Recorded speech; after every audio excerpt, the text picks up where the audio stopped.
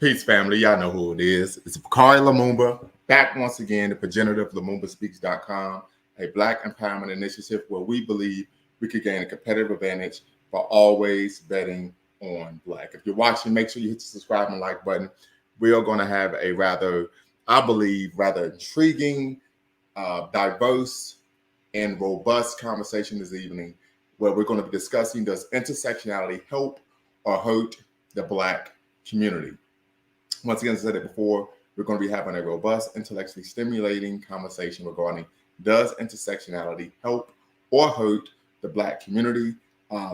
But just to give you all some background, many may be unaware, Dr. Kimberly Crenshaw, of course, who's from Ohio, the great state of Ohio, Canton to be exact, she coined the term intersectionality in a position paper in the late 80s, early 90s. And she came up with this concept of intersectionality due to a couple of criminal cases that took place or transpired, particularly in which Black women felt they were being discriminated against in the workplace. However, white women were being hired, so they weren't able to make a case for gender discrimination.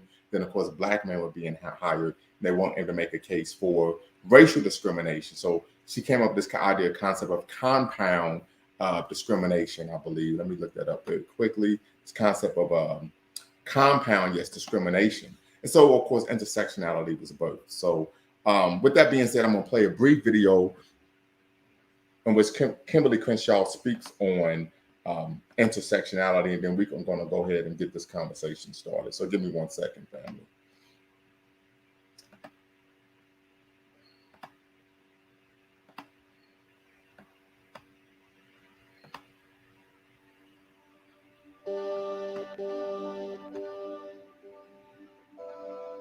Intersectionality is just a metaphor for understanding the ways that multiple forms of inequality or disadvantage sometimes compound themselves, and they create obstacles that often are not understood within conventional ways of thinking about anti-racism or feminism or whatever social justice advocacy structures we have. Intersectionality isn't so much a grand theory, it's a prism for understanding certain kinds of problems. African American girls are 6 times more likely to be suspended than white girls. That's probably a race and a gender problem. It's not just a race problem, it's not just a gender problem. So I encourage people to think about how the convergence of race stereotypes or gender stereotypes might actually play out in the classroom, between teachers and students, between students and other students, between students and administrators, and commit themselves to understanding that as a way of intervening and providing equal educational opportunity for all students, regardless of their identities. Identity isn't simply a self-contained unit. It is a relationship between people in history, people in communities, people in institutions. So schools do a good job when they understand that and when they commit themselves to curricular development, to opportunities in the school for all students to understand the histories that have brought us to this particular moment. You can't change outcomes without understanding how they've come about. So independent schools can take the lead on that to be responsive to their student populations and to the communities out of which the students come. Right, there you go. As you heard it, it's Dr. Kimberly Crenshaw talking about, of course, this concept and idea of compound discrimination, in which oftentimes Black women can face issues of discrimination that isn't singly focused on race or singly focused on gender. I believe that Black men can suffer those things as well. We've heard of misogynoir. Of course, this is misogyny specifically against Black women, but also we've seen issues of Black misandry, right? This is a hatred or bigotry against Black men, not just men, but Black men. So I think it goes both ways. However, we're going to have this conversation this evening. If you're watching, make sure you hit the subscribe and the like button, thumbs up, thumbs up, thumbs up, like, subscribe, and share. But what we tend to find is this creates, in my personal opinion, I've seen this, of course, as someone who's worked in higher ed for over the past 10 years, a fracturing of the Black community in regard to Black solidarity, community building, and fighting against, of course, anti-Black racism. And one of the things that we find is this nonsensical, in my opinion, oppression Olympics, where individuals are fighting with each other over who is oppressed more, rather than focusing on how to overcome the oppression, right?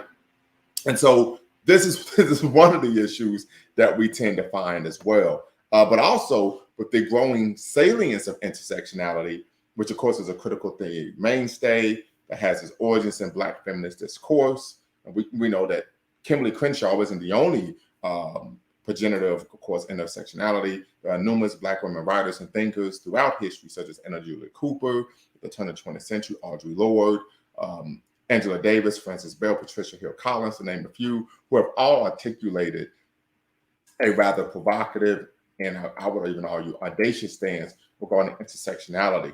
I even argue that it's ushered in a paradigm shift, right, regarding the multitude of ways that people engage with the overlapping or intersecting social identities, particularly minoritized identities, and as it relates to systems of oppression, domination, and discrimination. One of the critiques that many scholars have is this idea of intersectionality focused on an overabundance of victimization rather than, of course, agency and self-determination and, of course, adaptive vitality. So that's something that we may get into a little bit later.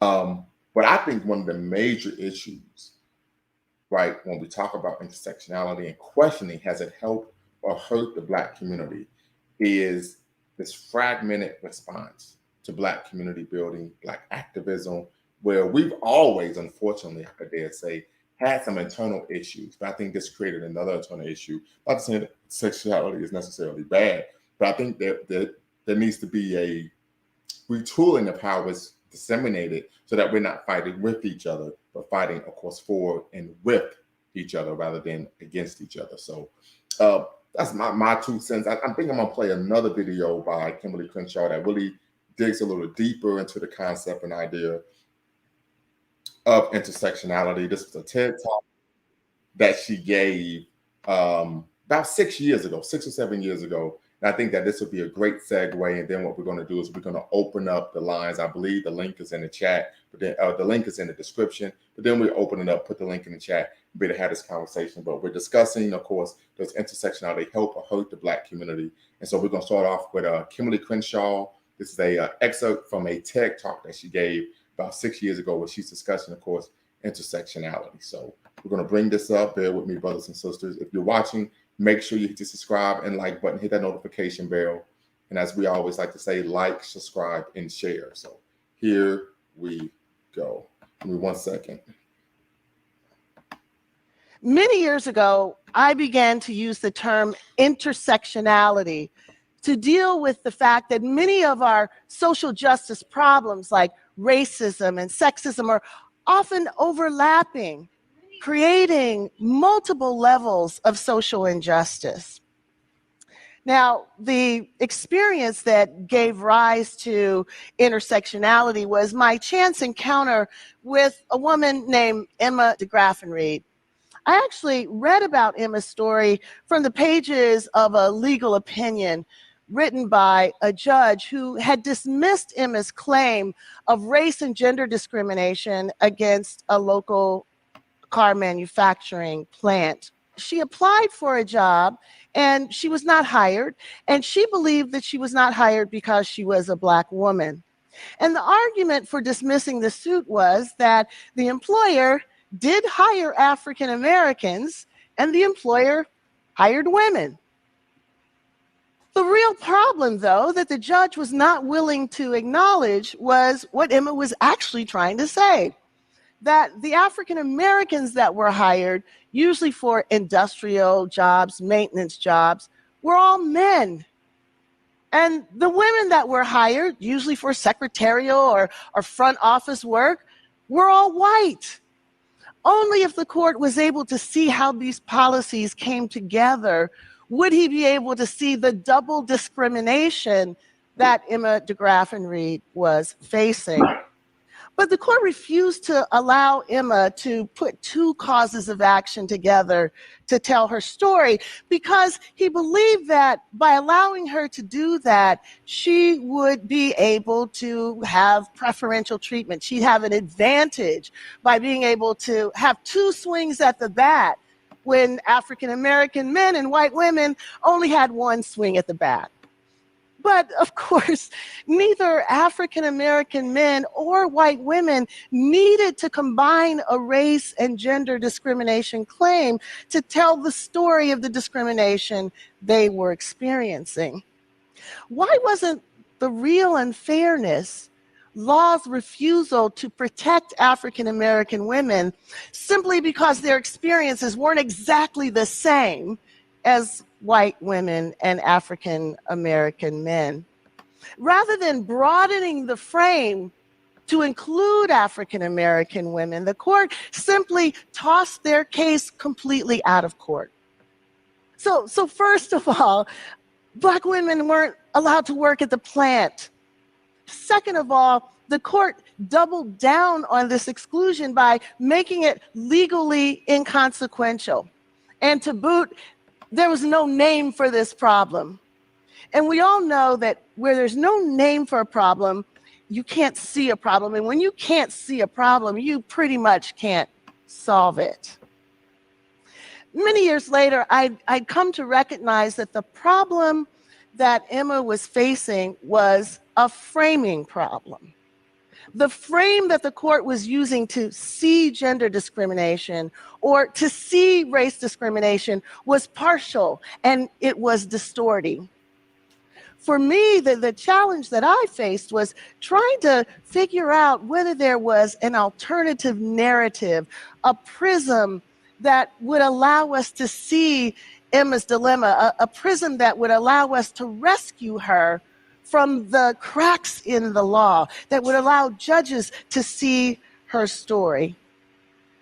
So it occurred to me, maybe a simple analogy to an intersection might allow judges to better see Emma's dilemma. So if we think about this intersection, the roads to the intersection would be the way that the workforce was structured by race and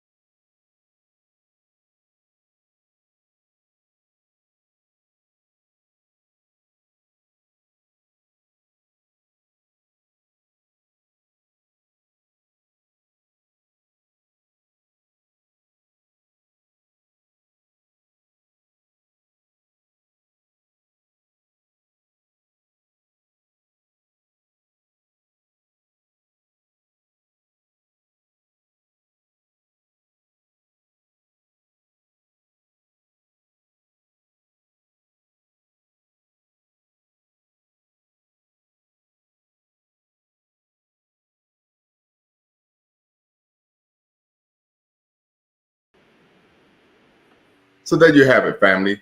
So that was Kimberly Crenshaw. Of course, she gave as I said before, a TED Talk in 2016, where she's breaking down intersectionality, how she came up with the term, and the focus and what it's intended to do. So I'm gonna put the link in the chat, brothers and sisters, and then we're gonna get this proverbial party, or I like to say conversation, started.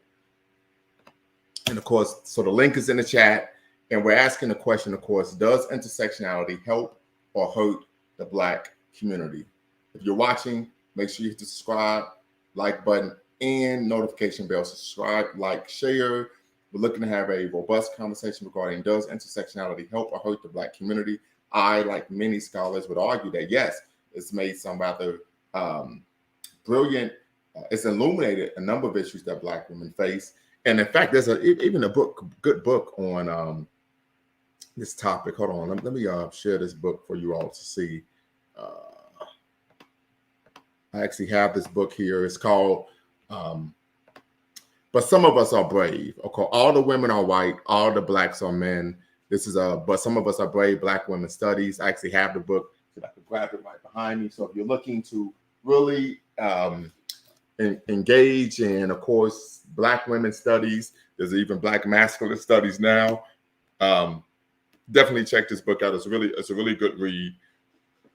But of course, it's coming from a Black feminist discourse, and many would argue that a Black feminist discourse is simply white feminism and blackface. We can have that conversation as well. as we open this up, as many of you may understand or may be aware, that this concept and idea, of course, of feminism is something that many people view as problematic in our community, that is anti-family, anti-male. We can have that conversation as well. But the link is in the chat, and we're going to have a conversation this evening about a robust, intellectually stimulating conversation regarding, does intersectionality help or hurt the Black community? But before we do that, as you all know, I have to go over some of the ground rules, do some housekeeping, as they say. And that here at Lumumba Speaks, as you know, we welcome diversity of thought. So you can disagree with me 100% of the time. No harm, no foul. I don't take it personal. I think that when you have an intellectually stimulating environment, there should be a free flow of ideas, concepts, even beliefs, for lack of better words. Number two, no racial epithets of any kind can be used on my channel, right? This is a place of Black empowerment. We know the three ends of Black power, of course, self-respect, self-defense, and of course, self-determination. So we expect everyone to, of course, to be respectful, not engage in, of course, the use of racial epithets. Number three, facts over feelings. When we have this conversation, we want you to attack the argument, not the person, right? This happens a lot when people are having conversations about some hot topic issues, hot button issues that are close to our heart, but we want to make sure we focus on facts over feelings. So please engage the topic, combat the topic, deconstruct the topic, deconstruct the argument, but not, of course, the person. And then last but not least, no fundamentally false statements, right? So if you make a claim that's patently false, I will shut you down, cut you off, because I don't allow that to take place on my channel, right? I have a reputation to keep as a junior scholar, as a professional, as an academic, and so I don't allow that to take place. And that would, of course, as a result, would, of course, reflect negatively on my person. And then last but not least, just want to let you all know that here at Lumumba Speaks, our mission is neither to exonerate or vilify anyone or any perspective, but simply to challenge conventional wisdom and re-examine what has previously been held as facts. So I'm going to say that one more time. Our mission here at Lumumba Speaks is neither to exonerate nor vilify, but simply to challenge conventional wisdom and re-examine what has previously been held as fact. So with that being said, brothers and sisters, the link is in the chat. Tap in, let's have a conversation. Once again, as you all know, you do not have to cam up. Keyword is you do not have to cam up to be part of the conversation, right? And you can use a pseudonym. So if you don't want to put yourself out there, you may work in an industry where you may have some non-traditional values, right? You may go to work every day and you have to engage in emotional labor, right? Because you are in a situation in which you are a minority. I understand that completely. So you do not have to cam up, and you can use a pseudonym to tap in and be part of the conversation. But once again, I said it before, the link is in the description. The link, of course, is in the chat, and we're seeking to have a conversation regarding, of course, Queen Mother, Kimberly Crenshaw. She's a brilliant scholar, a prolific writer. She's actually a professor now at the UCLA, University of California, Los Angeles. And of course, she hails from, of course, Northeast Ohio. Shout out to Canton, Ohio.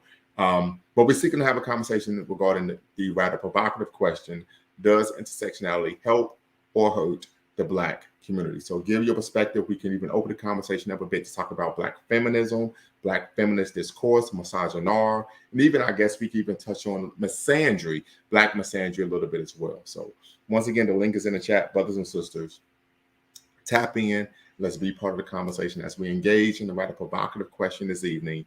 Does intersectionality help or hurt the Black community? And last but not least, before we get started, I would be remiss in my duty if we are on the Black Empowerment Initiative during, of course, Black History Month, Pan-African History Month, I'm sorry, if I don't show some love to one, Dr. Carter G. Woodson, who, of course, was the progenitor. He's considered the father of Black history and the creator, of course, Black History Week or Negro History Week, that is now Black History Month. And of course, today's Black History fact is that on this day, 89 years ago, Hammerin Henry Hank Aaron was born. We know he was the home run king for 33 years. So, of course, Barry Bonds broke that record. He was a 21-time All-Star and has a lifetime batting average of 305, which is just phenomenal. If anyone knows anything about baseball, to bat 300 for a season is incredible, let alone to do it for 23 seasons, as he played 23 seasons. Of course, was the model of consistency and was an all-star for 21 of those seasons. So definitely want to give a shout out to our esteemed ancestor who transitioned a little bit over 2 years ago to the realm of the ancestors, one Hank Aaron Hammer and Hank Aaron. So with that being said, brothers and sisters, the link is in the chat. Let's get this conversation started regarding, does intersectionality help or hurt the Black community? As many of you may be aware, you do not have to cam up to be part of this conversation, and you can use a pseudonym. We know there are particular reasons why individuals would seek to engage in anonymity, keep their anonymity. So if you want to do that, you're more than welcome to do so.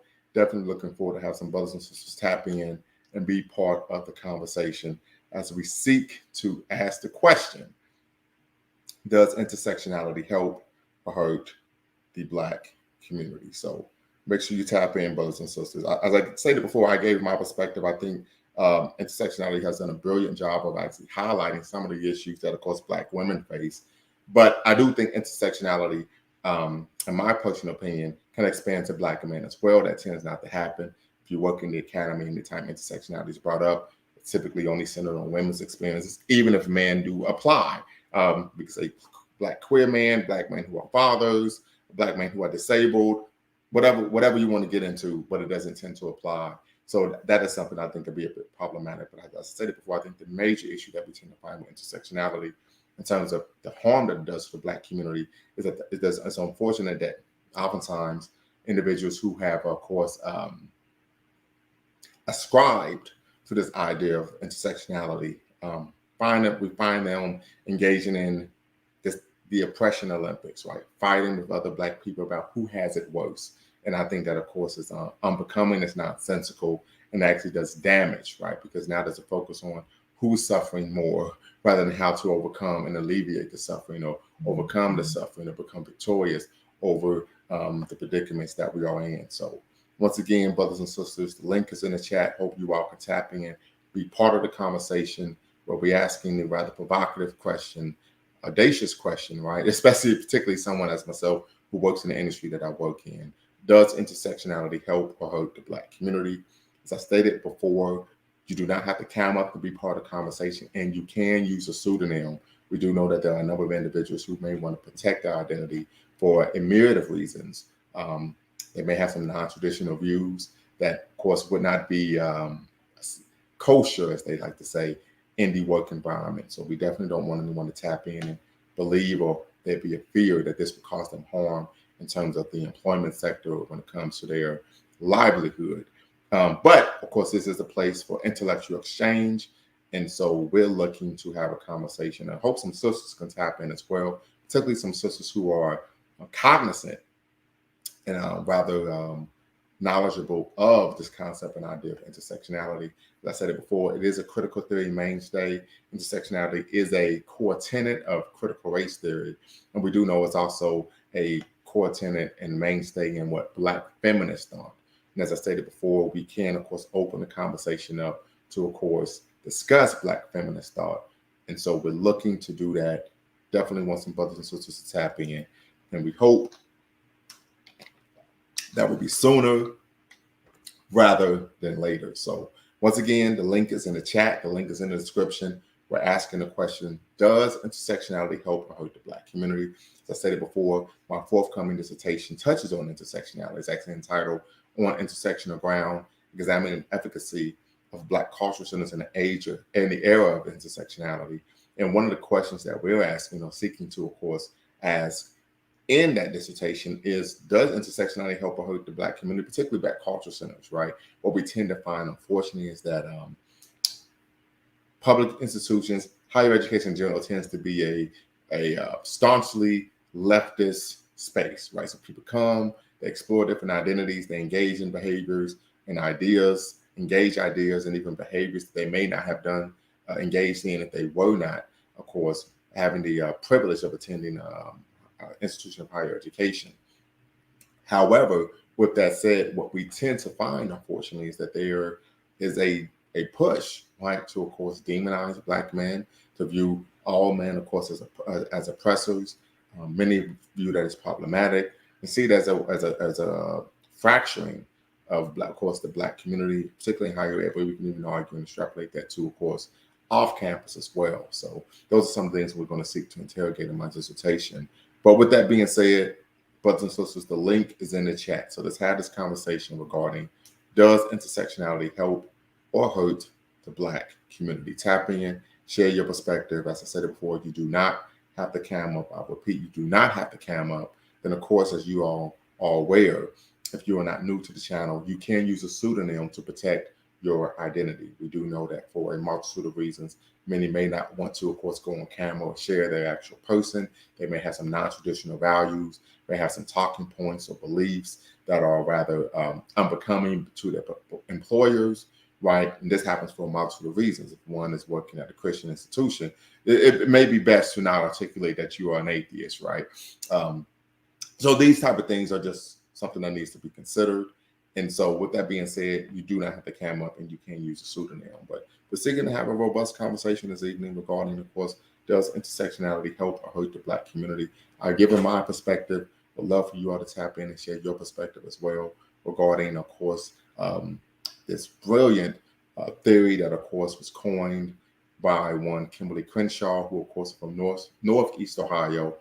Canton, in particular, was now, of course, a professor at University of California, Los Angeles, also known as UCLA. So without further ado, brothers and sisters, going to let you all tap in. Want to stay on long to get some people a chance to come in and be part of the conversation. If not, of course, we'll close things out. But definitely looking forward to having some people come in and share their perspective. You can even share in the chat if you've heard of intersectionality before. Are you familiar with the concept and idea of intersectionality? Yes, no. Then, of course, we can even unpack that, right? If you are unaware, then how does it actually benefit your life if you're not even aware of this idea and concept? But as we saw in the clip from the TED Talk, Kimberly Crenshaw argues this was a problem that Black women were facing in terms of facing discrimination that was not solely based on race, as well as not solely based on gender. There wasn't a name for it, and she believes, of course, that in order to identify a problem and solve a problem, you have to be able to name what the problem is. So with that being said, so Sister Love Ash stated that you heard of it. Tap in, sister, let us know. Let me know, what do you think of it? Like, you've heard of it, what do you think of it? Do you think it applies to you? Do you think of it in your everyday walk of life? We know that you work, I believe, in the tech industry down there in the 619, right? Doesn't rain in Southern California. So we'd love for you to tap in and be part of the conversation and share your thoughts on intersectionality. Do you think that it's benefited you, has allowed you to navigate the world in a manner that gives you a sense of empowerment, or does it cause you to engage in a self-loathing worldview that is detrimental to, of course, and antithetical to, of course, concepts of agency and self-determination? So definitely hope, Sister Ash, that you could tap in to the conversation, as we know you are a DYT transplant living in Southern California. So with that said, also, as I've said it before, we can also open the conversation up and discuss Black feminist theory as well. As we know, there are many in the community that make the argument rather emphatically that Black feminism is simply white feminism in blackface. We can even have a conversation about womanism as well, Africana womanism. I, of course, am familiar with Africana womanism. I even have the book by the sister who's a professor at the University of Missouri, Cornelia Hudson Weems, who actually coined the term Africana womanism. So definitely looking forward to hearing you all's perspectives about these particular issues. I think, particularly from the sisters, right? You know, oftentimes these conversations tend to be male dominated. But if we could get some sisters to tap in, that will be greatly appreciated. So Sister Ash, I hope that you could tap in. You said that, of course, you've heard of the term, and definitely want to get your perspective as well. So I know you went to Kent State, and I think you majored or minored in Pan-African Studies. So I'm quite sure that you've, of course, heard a bit about this concept of intersectionality, and want to get your perspective on how you believe it applies to yourself as a Black woman. So tap in, Sister Ash, if you can, and definitely look forward to hearing from you. And also with everyone else, if you're watching, like, subscribe, and share. You're watching Lumumba Speaks here on YouTube, where we're seeking to have a robust conversation regarding, does intersectionality help or hurt the Black community? Also, as I stated before, today's Black History fact is that on 89 years ago today, Henry Hank Aaron was born at 9 years ago today in Mobile, Alabama. And of course, we know that he was home run king for 33 years until being passed by Barry Bonds, I believe, in 2006. So just definitely want to give some well wishes to the great ancestor who transitioned a little bit over 2 years ago, Hank Aaron, of course, who was the home run king for 33 years. So with that being said, Sister Ash, I hope you could tap in. If anyone else is out there, tap in as well. As you know, you do not have to cam up. As you know, you can use a pseudonym to protect your identity. Want to have a conversation regarding does intersectionality help or hurt the Black community? And of course, we can even ask a question. I would ask a question: or were you all knowledgeable of who coined the term intersectionality? Right? Many would always, sometimes will make the assumption that these concepts, of course, were created by white women because it comes from a feminist discourse. But of course, this comes from a Black feminist discourse. And then, of course, we want to have a conversation about Black feminist the thought, right? Black feminist thought. Is this a positive? Is this a negative? Um, we know Patricia Hill Collins, Dr. Patricia Hill Collins, was a former, I think, department chair of sociology at the University of Cincinnati. She talks about her rather seminal text, this focus on having agency in a matrix of course, domination. So definitely want to touch on that. This is something that she talks about, but unfortunately, it doesn't tend to illuminate in conversations that are had, particularly in Black female spaces. So definitely want to also have a conversation regarding agency, having agency in the matrix of domination. So the link is in the chat. I'll put the link in the chat one more time. And as you all know, the link is also in the description. Hope you all could tap in and be part of the conversation regarding does intersectionality help or hurt the Black community? And I do apologize, family. I know I haven't been doing my lives as constant and consistently as I have in the past, but as you know, the semester is ongoing. So I have to teach, grade papers, etc., etc. So I'm not always able to engage in, of course, creating content the way I did, of course, during the break or even during the summer. But with that being said, the link is in the chat. Sister Ash, if you could tap in, would greatly appreciate hearing your perspective, and then we probably would call it a night. But definitely was hoping that we would be able to have a robust conversation this evening regarding does intersectionality help or hurt the Black community? Or we may have to table that until next time. Because definitely want to get some sisters in, get their perspectives, their ideas of the concept. But you stated that you believe it applies for sure. So I want to give you a chance to, of course, extrapolate on how it applies. Have there been instances in your life where you felt you had to take a intersectional approach in order to get things accomplished? So with that being said, sister, I hope you could tap in. And then, of course, we won't go too long. But you're watching The Mumba Speaks here on YouTube, Black Empowerment Initiative, where we believe we can always bet on Black. And we're asking the question, does intersectionality help or hurt the Black community? If you're watching, like, subscribe, share, and we will. So we're going to end things now. We haven't had anyone tap in. It's rather disconcerting, but I was hoping that we could have a robust conversation this evening. But maybe a Sunday evening, people are, of course, gearing down, getting ready for work in the morning, getting the family and the kids ready for school. So that is a bit understandable. So I think we'll do a part 2 maybe next weekend, and then hopefully we could have a more engaged audience. But with that being said, we're going to tap out, brothers and sisters. Thanks for those of you who did, of course, tap in. We appreciate that. Make sure you hit the like, subscribe, and share button. Until next time, y'all know what to do. Peace.